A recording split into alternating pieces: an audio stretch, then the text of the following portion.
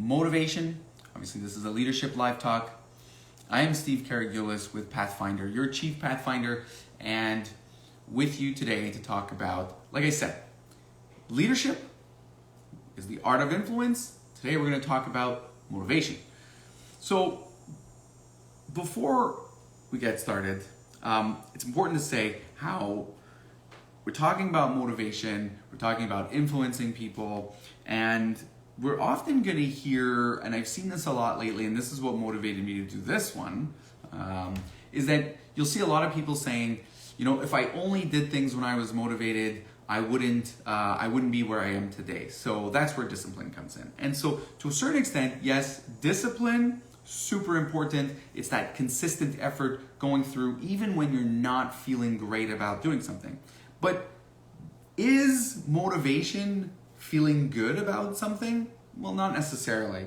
While I will agree systems beat people every day of the week, and as managers, as leaders, it's partly our job to build the systems that help people perform and help them provide consistent results, and of course to remove their obstacles. So that's what our job is, and that helps them. So discipline in certain ways as a manager is allowing there to be systems in place. As individuals, it's also having those systems that would allow for that consistent performance. But I don't think that what's being talked about there is really motivation. You know, feeling good may be a part of motivation or maybe the outcome of motivation, but that's a very surface level motivation, right? Feeling good in the morning and being all chipper and here we go today. I don't know if that's really, because when you're not feeling good, no matter how disciplined you are, if you don't have motivation lying behind that, you're still not going to get up. And that's where most people fail. They've got the best systems, they've got plans set out, they just lack that deep, profound motivation to get up when they're not feeling good. So I think we have to be careful when we're talking about motivation, which is point number 1 on this one. We'll have 11 principles of motivation. And the first one is motivation isn't about feeling good. The definition of motivation is it is the general desire or willingness of someone to do something. So the general desire or willingness to do something. But nowhere in there does it say feeling great, feeling happy. It just says there's a desire to do something. And there's a desire to achieve something. And so that discipline, that consistent effort that we put in to achieve what we achieve, even when we're not feeling good, that is motivation through and through.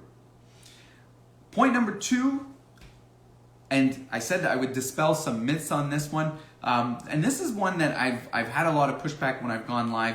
And if at any point any of these you don't agree with, feel free to drop a comment. So point number 2 is all people are motivated.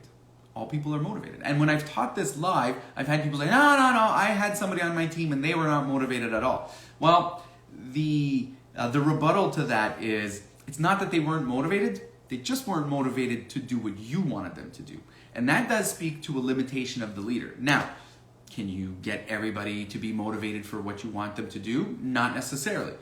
But as leaders, our job, right? Leadership is the art of influence. So as leaders, our job is to influence, to help direct that motivation.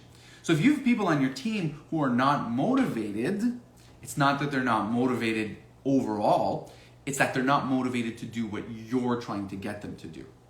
And so your job is to figure out where that motivation lies and to direct it towards what you're trying to get them to do.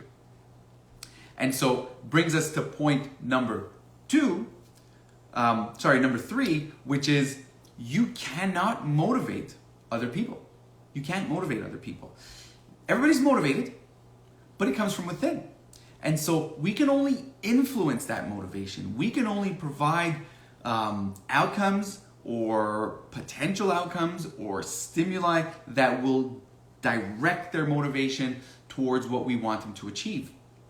Because we're all self-motivated, as leaders, we have to stop trying to motivate others, but focus instead on trying to influence their motivation towards whatever the team's objectives are. Brings us to point number 4. People are motivated from the inside. And so what does this mean? Well, it's that people's motivation is dependent on their beliefs and values. And so somebody who believes in we'll say somebody who really is staunch advocate for the environment, believes in electric vehicles. If you provided them with an incentive to win a car, but it was a gas-guzzling muscle car, they wouldn't be motivated necessarily to get it unless they reason that, well, if I get that, that's one car off the road. But the reality is the direct motivation from that car wouldn't be there because their belief or value system doesn't see that as something that they want. And so we'll look at this as a point later on, but you can only, like I said, direct their motivation, and it is so important to learn about your people and learn what those beliefs and values are in order to set up the outcomes and the incentives that will trigger those motivations.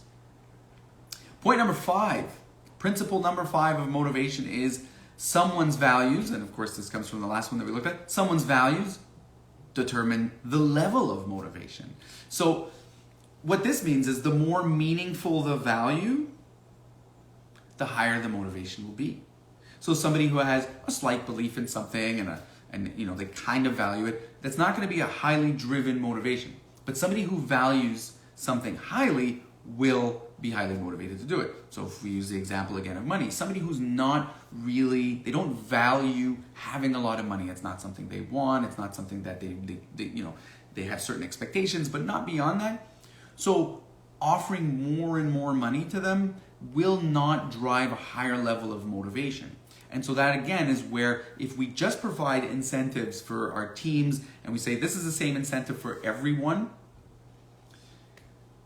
it's going to motivate some because their beliefs and values lie there, but it's not going to motivate others because their beliefs and values do not lie there.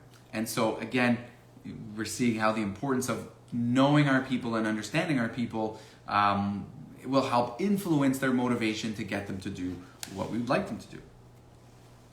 Point number 6, or principle number 6 of motivation is that external motivators only help increase motivation. Well, in human resources, we call these hygiene factors. Hygiene factors because, like shampooing your hair or brushing your teeth, they help those two actions. What they do is they help your health, which helps keep you alive, but they don't directly keep you alive, right? So same thing, when we're providing incentives and external motivators, we need to understand that these are generally hygiene factors.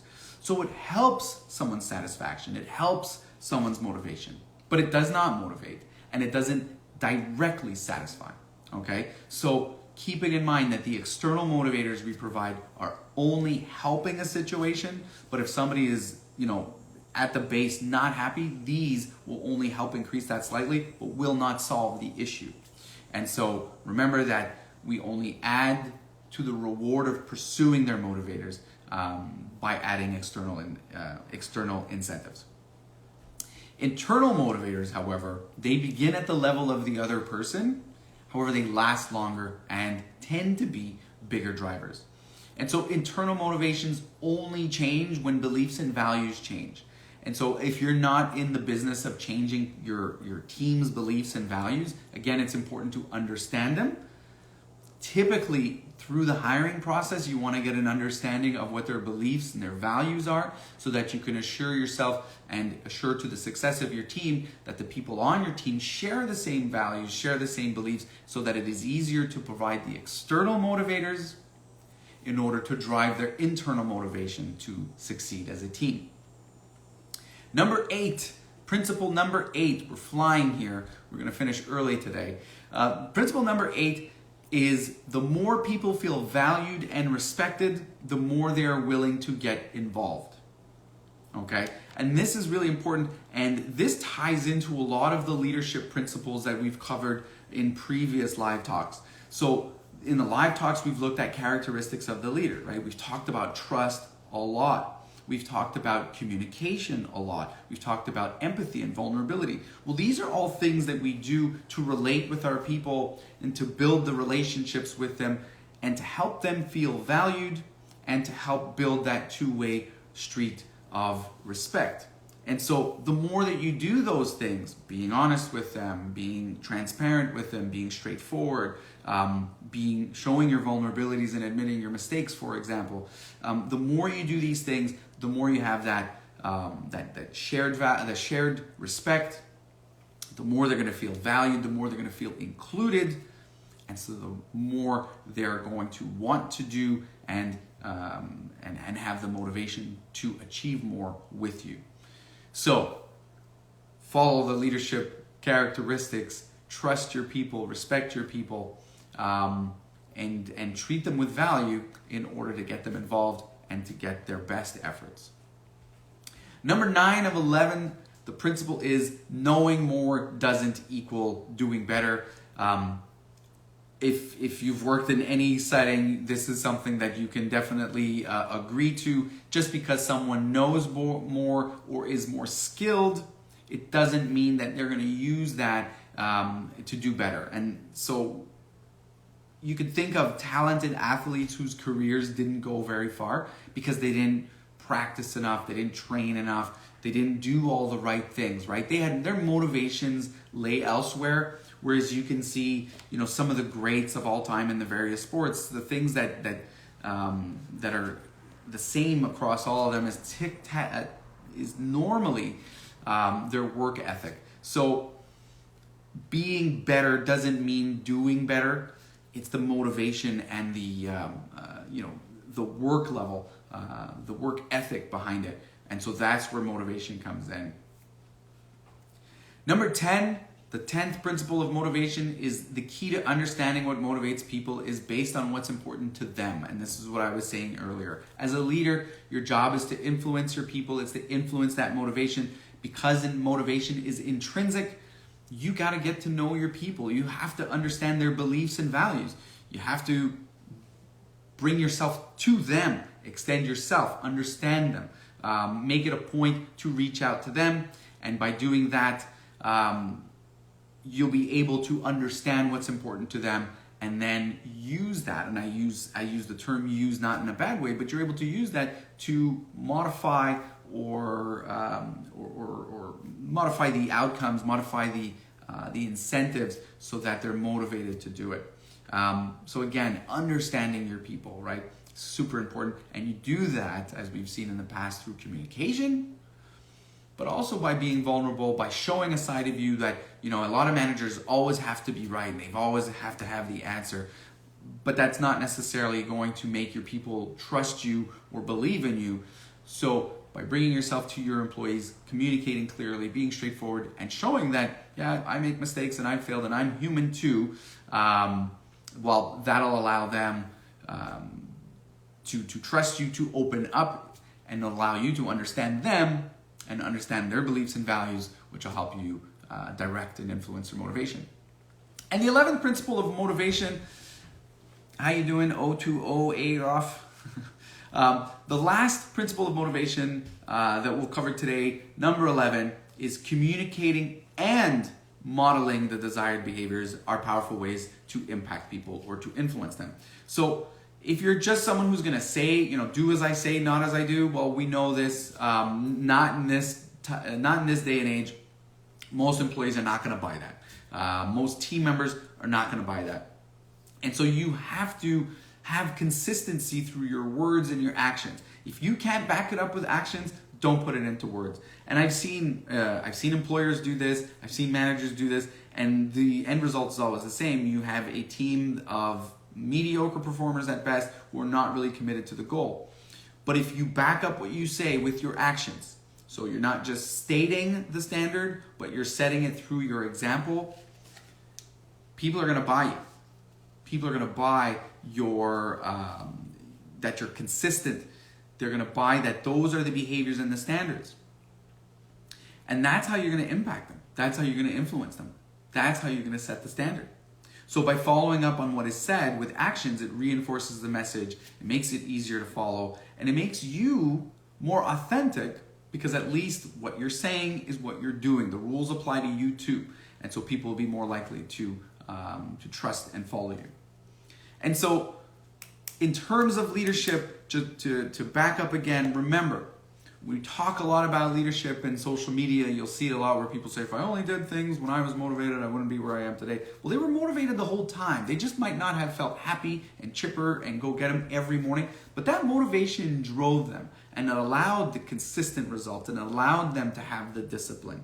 When you see people faltering, or even you, if you if you want to do something, but then you find yourself lacking the discipline, not being able to get out of bed, let's say, to go to the gym when it's time, or to not work at night, to finish, if you're a small business owner, you definitely understand this, to do what you've got to do at night as well, even though you're tired. If you're finding yourself not being able to do those things, look inward, look at your motivation. Why aren't you motivated enough to do it? What is there? Because feeling good is only part of motivation, but motivation is deeper than that, or it should be deeper than that. If you want to achieve anything substantial, anything impactful, anything of note, it takes a deeper motivation. It takes a stronger why. Mary's asking, you speak a lot about values as motivation. Have you done the work with your teams to uncover those values? How have I done the work? Well, you know what? It's about building the relationships with the team members. And this is something that everyone can do. I've seen some managers not do it because they're shy, except you've got to get past that. As a leader, you have to, and I always say, you have to bring yourself, and this is not derogatory or punitive, not punitive, but I'm not trying to say that followers are beneath you, but a lot of leaders will say, I don't have time to go down there. But you've got to get to the ground level to learn more about your people and build those relationships. So being real with your people, that's number one. And being real isn't, it's about, like I've said, being vulnerable. Admitting that I struggled when I first did this, or I don't have all the answers. Or when you make a mistake, say, shit, I made a mistake and I'm sorry. You guys are right. And I actually read something this morning about somebody who was saying how they did just that and that they were a bad leader. And I said, well, actually, that's being a great leader. A leader who's going to, look at what they're doing, recognize when they make a mistake, and then admit it and fix it, learn from it, admit it and fix it. That is leadership. And I think for too long we've said it as, the leader has to be right all the time and the leader's got to have the answers. Well, I think the leader does need to have the answers, but they can't have all the answers and they can't be right all the time. And the leader who tries to play that game will lose the respect of their people. And so that's number one, is you have to build a relationship. You have to build the trust of your people so that they'll open up to you. Because some of those values that we're going to want to find out that are really getting their clock ticking are not going to be at the surface. They're not going to be, this is what I do and this is why I'm motivated. Some people will be like that because they're in touch with it. Some others aren't.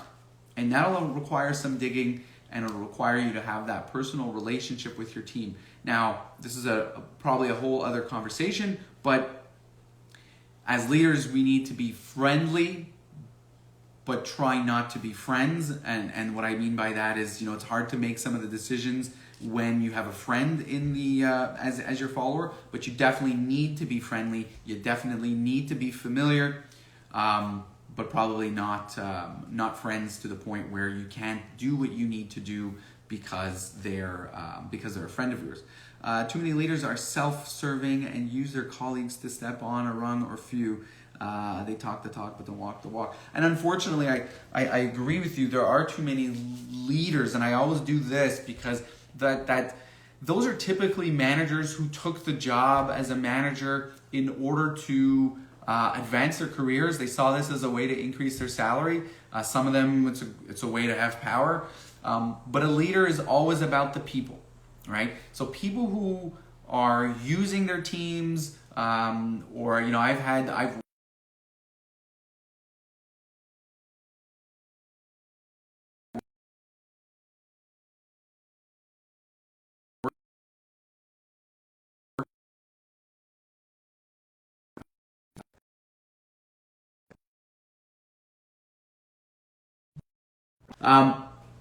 leaders who use their people or treat them badly or don't provide them Can you hear me now? Sorry, my phone was ringing, so it might have cut me off for a second. I've got to find a way to shut off my phone calls. Give me a thumbs up if you can hear me.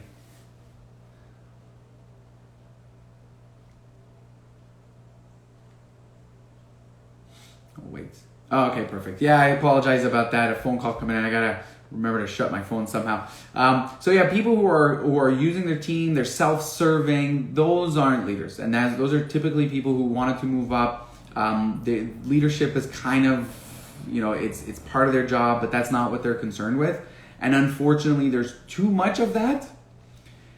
And that's why I started Pathfinder, is to help develop leaders for today. When we look at the problems or hear of quiet quitting isn't a thing. It's people who their motivation is elsewhere because employers, managers, haven't done a good enough job at influencing that motivation. And the reason why they haven't done a good enough job is because they haven't learned enough about their people to figure out, how do we get these people motivated?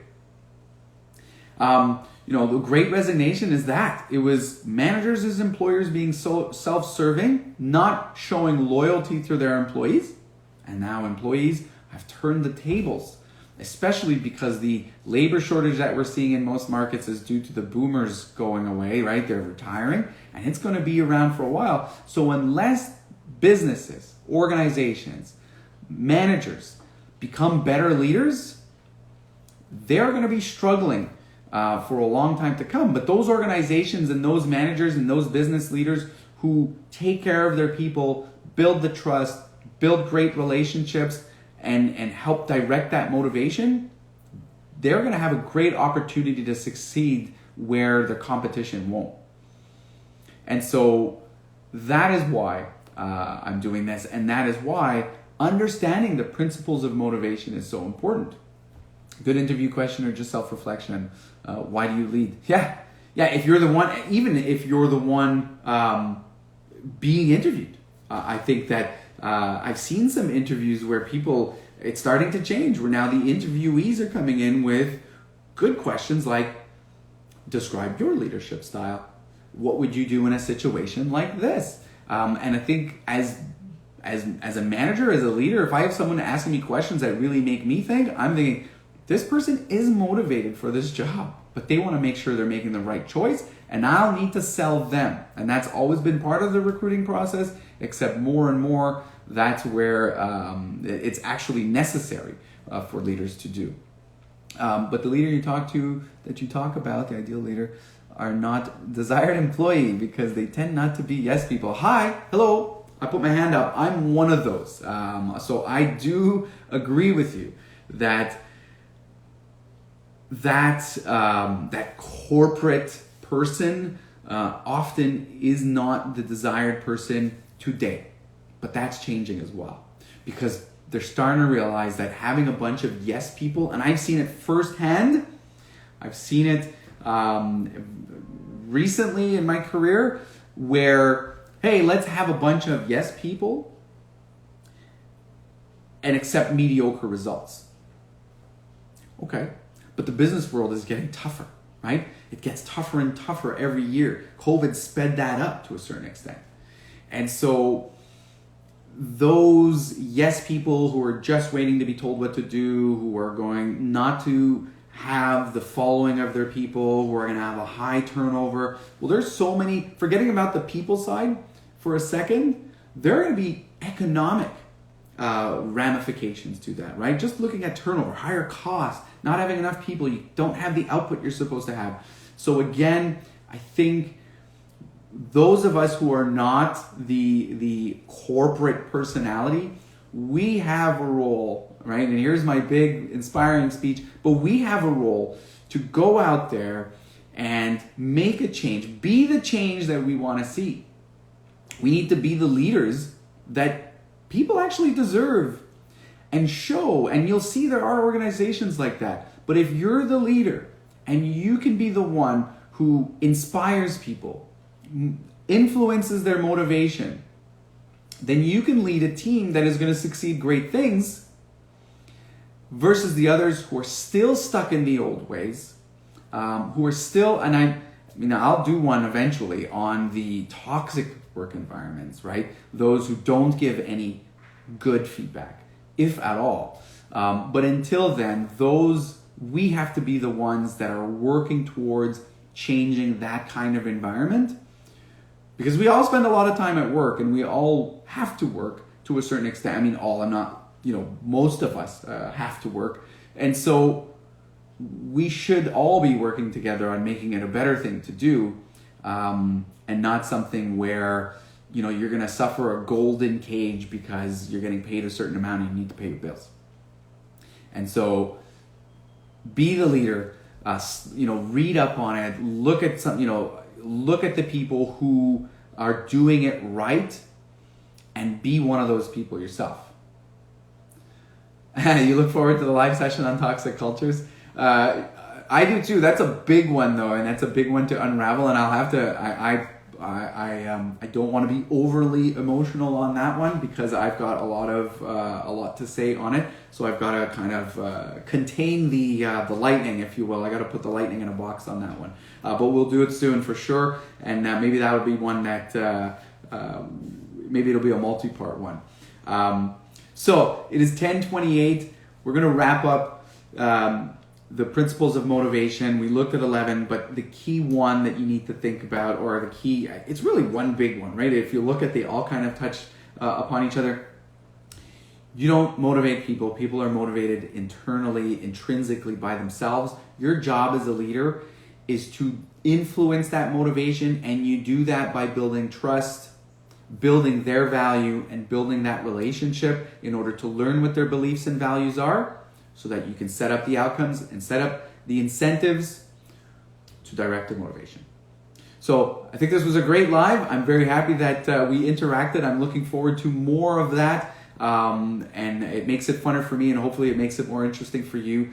Thanks a lot. I wish you all a great Thursday and a great weekend ahead. And again, I'll say it only because I'm on that roll. Be the leader that you want to be. Be the leader that you want to see. I'm going to work on that tagline, but I think we'll have one coming up thanks to the feedback and the interaction you've had. Thank you, Cristiano. Thanks again for everybody. Have a great day.